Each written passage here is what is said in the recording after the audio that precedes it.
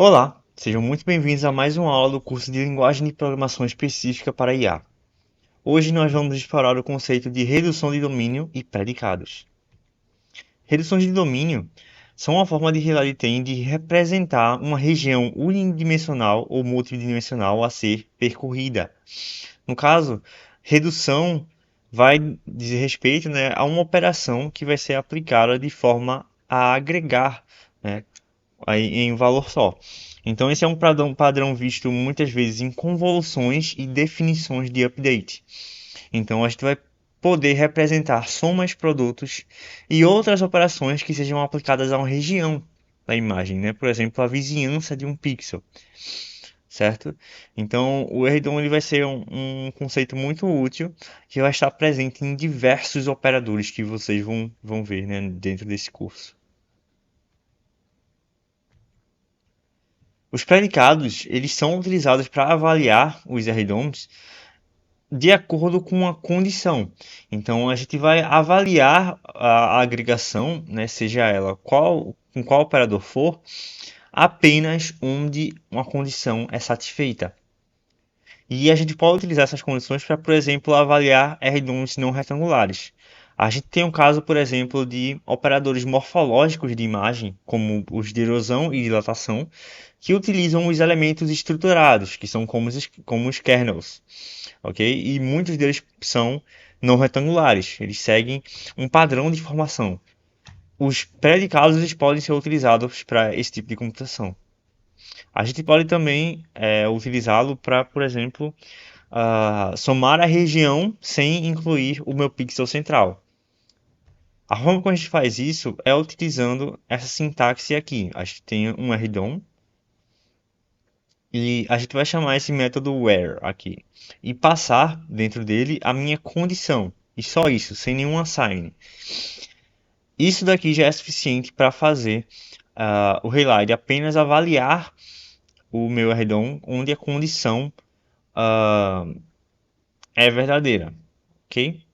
Os RDOMs eles possuem, né, as suas vars próprias internas, digamos assim, que vão poder ser utilizadas nessas condições para checar, né, questões do formato ou da posição. Cada RDOM ele pode ter vários desses predicados, então a gente pode fazer várias dessas diretivas aqui, que o Relay vai aplicar várias condições ali para avaliar o meu RDOM. Iremos agora observar alguns exemplos do uso de reduções de domínio.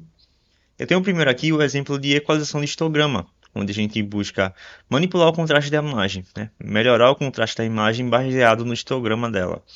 Então vamos utilizar o histograma dela para fazer a computação de um mapeamento dos valores dos pixels, certo? Que uniformize, né, a distribuição de pixels na imagem, dos valores dos pixels da imagem. Eu tenho aqui a minha função main aqui, que vai carregar uma imagem de entrada e, no caso, eu vou estar aplicando duas funções. A primeira dela vai converter a minha entrada para escala de cinza. Então, ela é implementada com um generator também. E a segunda aplica em si a equalização de histograma, certo? Então, a minha imagem ela pode ser ou em escala de cinza ou colorida, porque ela vai passar já por essa função aqui para ser obtido, né, a sua versão em escala de cinza, mesmo que ela já esteja, né, mas ela vai ser carregada com os três canais. Então esse outro buffer aqui ele tem duas dimensões apenas, certo? E o mesmo para saída. Todos os buffers aqui eles vão ter um tipo U28, ok? Então começando agora com esse primeiro generator aqui, a gente tem certo? A computação, né, da conversão para a escala de cinza. Então vamos ter aqui os três fatores, né, para cada um dos canais e o casting para U28 no final, saturado. Eu estou adicionando as minhas estimativas de dimensões para o autoscaler, certo? Eu vou rodar isso aqui com um autoscaler. E seguinte a isso, nós vamos aplicar a equalização de histograma, onde a gente tem aqui a imagem já com duas dimensões, certo? E a imagem de saída também com duas dimensões. E é aqui que a gente vai entrar com as reduções de domínio, os arredoms aqui. A primeira sintaxe que eu estou apresentando aqui é a sintaxe de utilização do buffer. Então, quando a gente tem um buffer, a gente pode criar um RDOM para percorrer todo esse buffer de uma forma bem concisa. Então, a gente só passa aqui entre parênteses o buffer em si, e aí ele vai ter, né, o número de dimensões do meu buffer. Então, se eu tenho 3 dimensões, ele vai ter 3 dimensões também para ser acessado. E os RDOMs, eles têm variáveis, né, de coordenadas padrão, né, por exemplo aqui o x e o y, certo? Que podem ser utilizadas para acessar esses valores deles, das coordenadas deles. É o que a gente vai estar utilizando, né? Então, para computar o histograma, a gente primeiro precisa inicializar a função com uma var aqui simplesmente para a inicialização. Então, ela está servindo só para inicializar aqui. E para computar o histograma, eu preciso dos valores. Então, para cada pixel da minha imagem, eu vou pegar o valor dele e vou indexar o histograma na posição desse valor, na posição correspondente, e adicionar mais um naquela posição. É justamente por isso que eu preciso dessa inicialização aqui com zero, né? Porque eu estou fazendo uma definição de update. Se vocês se lembram, isso daqui é uma definição de update, certo? Então, ao final, quando ele terminar de percorrer esse RDOM, eu vou ter computado o histograma para todos os níveis de cor diferente, né? De 0 a 255. Seguinte é isso, para computar a equalização, a gente vai precisar do histograma cumulativo, certo? Então a gente vai precisar ir acumulando esse histograma de forma sequencial. Então, a gente vai utilizar também o arredom para isso. Eu vou inicializar essa soma cumulativa com zeros, certo? Vai ali de 0 a 256, ou 255. Então, são 256 valores. E aí, a posição zero vai ser, obviamente, o histograma zero, sabe? Na posição zero, o histograma do zero. E as posições seguintes, que são percorridas por esse arredom aqui, de 1 a 255, certo? E aí, no caso, 1 aqui é o mínimo e eu percorro 255 valores, certo? Ah,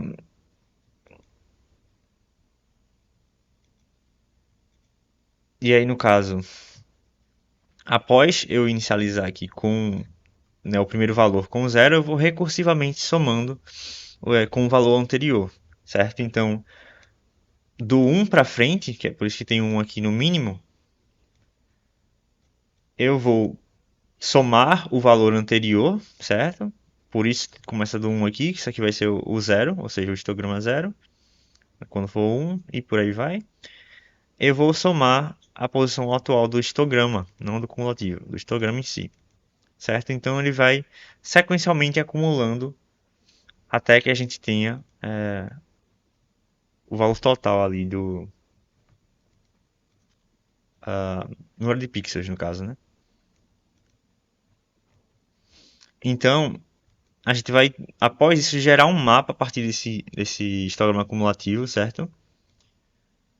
Onde a gente tem aqui também aquela variável i sendo utilizada. Eu posso reutilizar sempre essas vars, certo?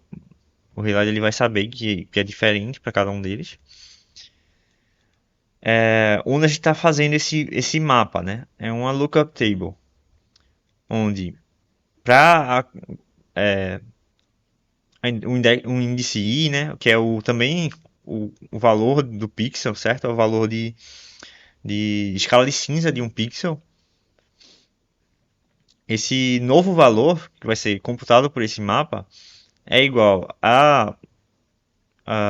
o cumulativo, né, do meu i, né, na posição i, vezes esse fator aqui. E aí o que está acontecendo? A gente pode reorganizar inclusive isso, porque esse cumulativo aqui é simplesmente o número de pixels da imagem. E esse daqui soma quantos pixels tem até aquele ponto i, no caso, né? Então, é basicamente a probabilidade de você ter um pixel com um valor i ou menor, certo? Então, pode imaginar como se fosse a probabilidade do valor do pixel ser i ou menor. E a gente, como isso vai ser entre 0 e 1, certo? A gente multiplica por 255 para obter, né, o valor ali no range de 28. E é isso que está acontecendo aqui. A gente vai pegar o valor do meu pixel atual e vai passar por esse mapeamento aqui para obter o valor novo desse pixel, né, baseado nesse mapeamento. Novamente eu vou setar aqui as minhas estimativas, certo? E a gente agora vai poder rodar nessa pipeline. Então eu vou entrar no diretório do exemplo e make. Então ele vai criar para mim as minhas saídas, né, o generator. Eu estou também colocando ele para colocar como saída o schedule. Então a gente consegue abrir aqui e ver qual schedule está sendo aplicado. Então a gente vê o schedule do cumulativo, o schedule do histograma, do image output e ele também fez para o mapeamento, né, para a minha lookup table. Mesma coisa para o image gray, né, que ele fez um schedule bem simples.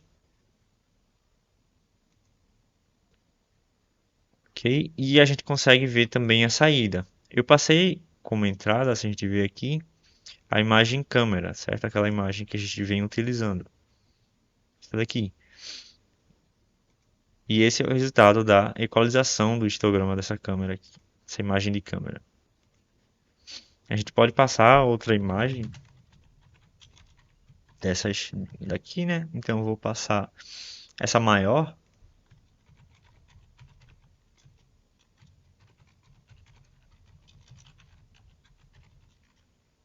E no caso eu tenho que colocar o caminho certinho. Ele vai atualizar aqui e vai me retornar uma imagem em escala de cinza, certo?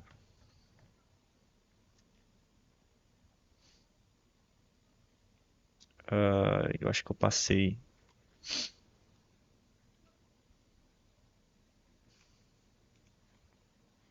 Sim, é porque eu estou dentro do diretório do exemplo, então eu preciso colocar relativo a ele, certo?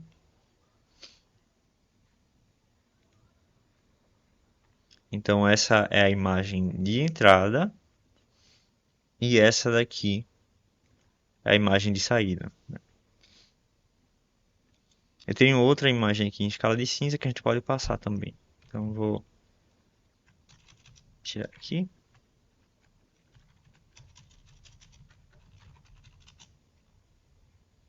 Não sei se ele vai rodar o último, mas a gente pode simplesmente chamar a regra também.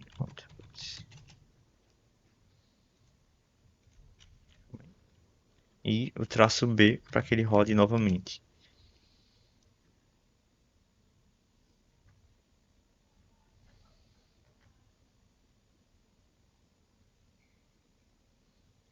Certo?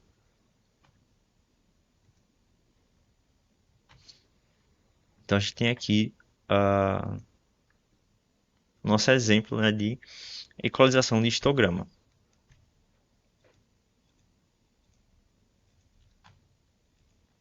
Seguinte a isso, nós temos aqui um exemplo de dilatação, ou seja, é um operador morfológico. O OpenCV ele tem disponível vários operadores morfológicos, certo? Então a gente tem aqui a erosão, a dilatação, né, e as operações que juntam esses dois operadores, né, o opening, closing, certo? E aí, essas operações aqui básicas, erosão e dilatação, elas basicamente são, no caso da erosão, o mínimo de uma região aqui, em volta do pixel central, e a dilatação ela obtém o máximo em volta de um pixel, certo? Então a gente vai ter um tamanho de kernel ali que vai determinar o tamanho dessa região. E a gente pode também ter formatos diferentes de kernel. Esse kernel aqui ele vai ser chamado de elemento estruturado. E ele tem vários formatos, certo?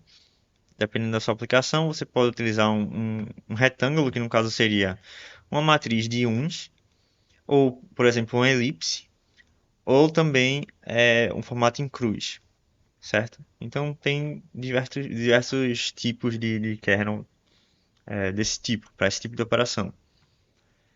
E é justamente uma oportunidade boa de visualizar, certo, os predicados, né, que a gente viu na aula. Por quê? Os predicados, no caso, quando você aplica um kernel daquele tipo, né, com um formato diferente, ele vai acabar, dependendo do tamanho dele, ele vai acabar deixando a sua impressão lá no objeto, certo? Então a gente vai gerar intencionalmente artefatos para visualizar o funcionamento de um predicado, certo? Então eu vou primeiro aqui mostrar e compilar ele com o kernel que seria o retângulo ali. E depois disso a gente vai ver a alteração do formato do kernel com os predicados. Então eu tenho aqui um generator que vai trabalhar também com esse RGB para Gray, certo? O mesmo de antes. E no caso aqui a gente tem esse parâmetro que vai me dar o tamanho de kernel. Eu poderia usar um input também, mas escolhi colocar como parâmetro. Eu faço primeiro o bound da minha imagem, já que eu vou precisar de padding, certo? A gente trabalhar com kernel, a gente vai automaticamente precisar de um padding para evitar acessar a imagem fora dos limites dela. Então, quando for acessar fora dos limites, ele vai utilizar, né, vai ser coberto pelo padding. Então, para que a gente utilize um kernel, e esse vai ser um padrão bem recorrente. Muitas das operações que vocês vão fazer vão utilizar esse tipo de padrão. Por exemplo, a convolução utiliza esse tipo de padrão. Então a gente vai calcular primeiro a metade do kernel, certo? O Reline ele sempre vai trabalhar com mínimos e o tamanho que ele vai percorrer. Então ele percorre do mínimo até o mínimo mais tamanho. Então a gente vai estar sempre calculando o mínimo e considerando que vai percorrer o tamanho, certo? Então, para o RDOM, que a gente vai utilizar nesse exemplo, a gente vai determinar os limites dele como sendo o mínimo menos metade do kernel e o quanto ele vai percorrer é o tamanho do kernel em si. Então, eu faço isso para as duas dimensões, certo? Eu posso fazer isso em sequência várias vezes que ele vai me dar um RDOM com essas n dimensões. E aí, qual é o efeito disso? O que eu quero fazer aqui, né, se vocês verem aqui, eu estou somando o x e o y do kernel ao meu x e o y original. O que eu quero que isso faça é que quando o pixel for o central, isso daqui vai ter que ser igual a input bound no x e y, certo? Só isso. Então a gente precisa zerar isso daqui no centro da janela. Ou seja, eu preciso iniciar no negativo e ir até o positivo, certo? E aí eu vou estar zerando no centro da janela. Então, se por exemplo eu tenho um kernel size igual a 3, o meu x de kernel aqui vai percorrer menos 1, 0 e 1. E o y, menos 1, 0 e 1, certo? Então, no centro ele vai estar zerado. E é esse o padrão que a gente quer, certo? Com a utilização desse tipo de kernel, certo? Para convolução e para esse tipo de operação morfológica. Então, depois de determinado o kernel, a gente pode utilizar ele. E o Relay ele tem vários reduction helpers, que são funções que trabalham junto de reduções. A gente tem, por exemplo, a sum, certo? Então ela vai somar. A gente tem o product e minimum e o maximum, que é o que a gente vai utilizar para as operações morfológicas. Como a gente está fazendo uma dilatação, a gente vai precisar calcular o máximo da janela, certo? Eu poderia, por exemplo, se eu tivesse uma convolução aqui, somar, e aí eu teria um peso, né, weight, que eu computaria de alguma forma. E aqui é só passar kernel.x, kernel.y. E essa seria a sintaxe de uma convolução, certo? No Halide.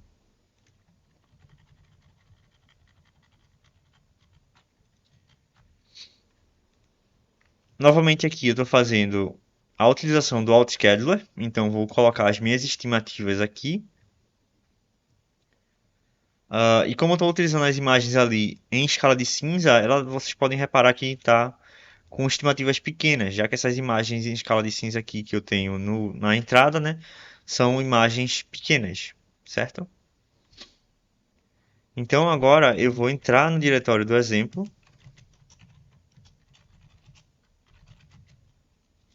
e gerar a dilatação, certo?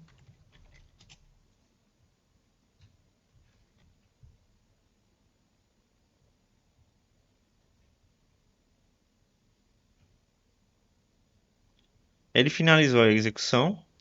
A gente tem como imagem original essa daqui. E após a dilatação, a gente vê que aumentou um pouco, né, o tamanho ali dos objetos.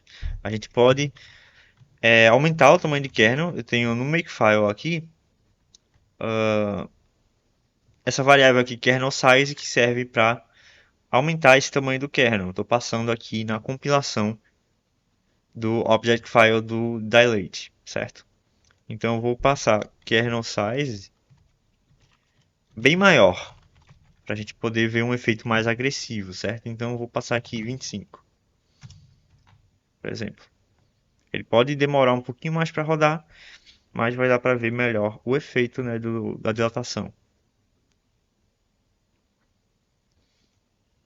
Então a gente viu aqui um efeito bem mais agressivo da minha dilatação. E é aqui que a parte divertida começa. A gente vai utilizar os predicados para alterar o formato do meu kernel, certo? Eu tenho agora, nesse exemplo, um predicado, né, com a sintaxe do where, onde eu vou checar se o, o x do kernel elevado ao quadrado mais o y do kernel elevado ao quadrado é menor ou igual a metade do tamanho de kernel. Para os mais matemáticos, já dá para identificar que isso aqui é circular, certo? Então, é como se isso aqui fosse o raio ao quadrado. A gente vai então compilar isso aqui com o predicado. E eu vou novamente começar com a imagem original para que a gente veja a diferença dela após a aplicação. Com o predicado, a gente deve observar, né, essa alteração no formato dos objetos devido a esse artefato intencional que a gente colocou aqui, certo? A gente pode alterar novamente esse predicado para, por exemplo, menor ou igual, que deve me dar um efeito triangular.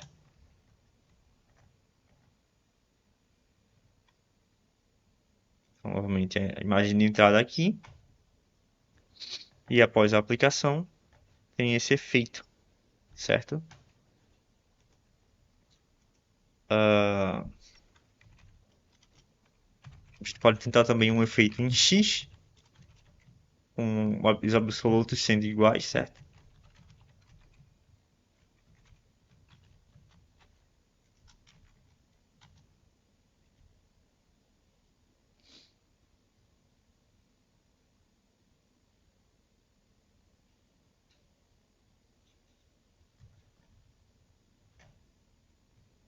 Então, se carregar a nossa imagem e a versão em cruz, certo? Então, aquela versão em cruz do OpenCV, que é quando o kernel x é igual a zero, né? São centrais, então no centro a gente tem as coordenadas zerando. Então, o kernel x é igual a zero ou o kernel y é igual a zero. Então, a gente pode fazer esse encadeamento de condicionais assim. Então, a gente consegue fazer dentro de um where vários desses OR statements aqui. Se você utilizar outro where, é como se a gente estivesse aplicando um AND entre as condições, um operador AND binário entre as condições. Então, vamos primeiro ver esse encadeamento com o operador OU. Então, o horizontal aqui de novo, essas linhas. E após a dilatação, a gente vê o padrão de cruz aqui sendo formado. E aí dá para ver uma coisa interessante nesse em específico, que é como a gente está utilizando o máximo, quanto mais brilhante, no caso, quanto mais clara for o objeto, mais grosso fica a impressão dessa cruz, né, do lado de fora aqui. Então, outra coisa que a gente pode fazer é encadear as, os predicados, certo? Então, eu vou voltar aqui para o circular e a gente vai encadear isso daqui com o seguinte.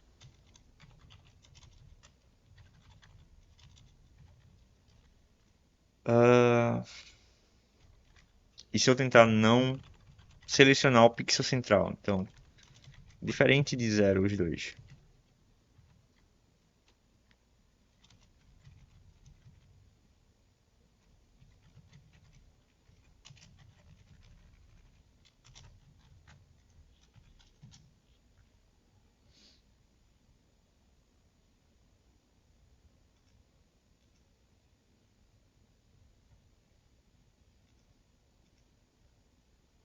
Certo, dá para ver aqui, né?